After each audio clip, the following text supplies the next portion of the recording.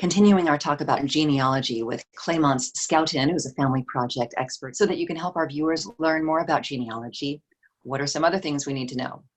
Step one is really to start small.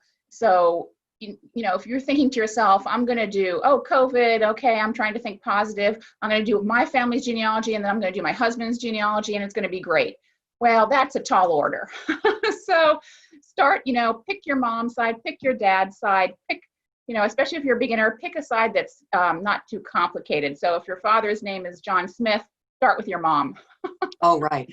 That determination is based on what you already know. Document what you know about, let's say you're just going to do your mom's side. What is her name, date of birth, and if she's passed, what is her death date, and where did those things happen?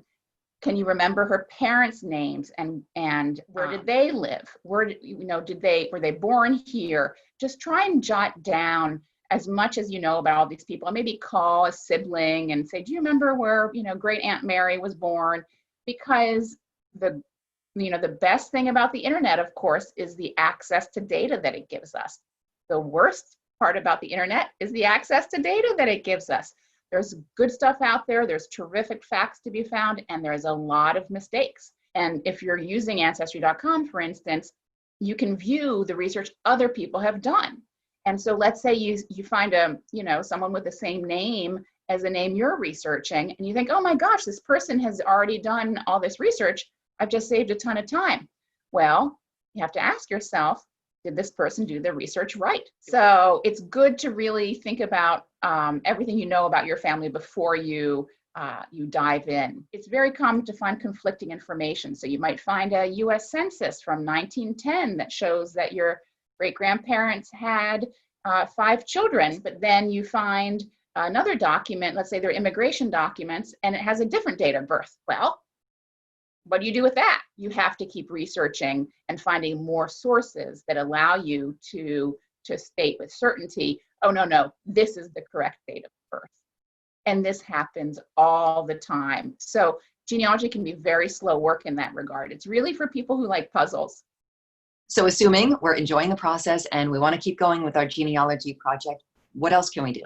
Don't disregard siblings. So for instance, you're on your grandmother's side of the family, you're trying to figure out who your grandmother's parents were, but you can't find anything about the relationship between your grandmother and anybody else.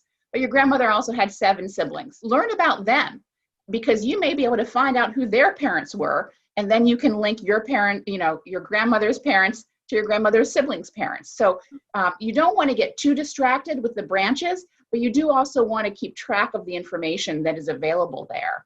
And I use the words keep track intentionally.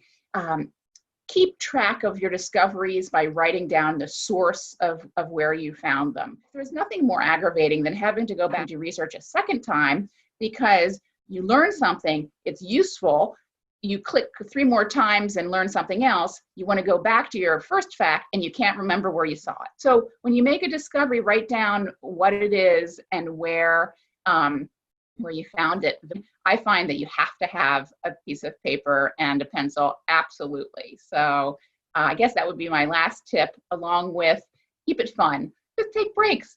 It's so easy to go down a rabbit hole and suddenly it's 3 o'clock in the morning and you're exhausted and you don't know why you're still on the computer researching your family history. Take breaks, keep it fun, and it will be.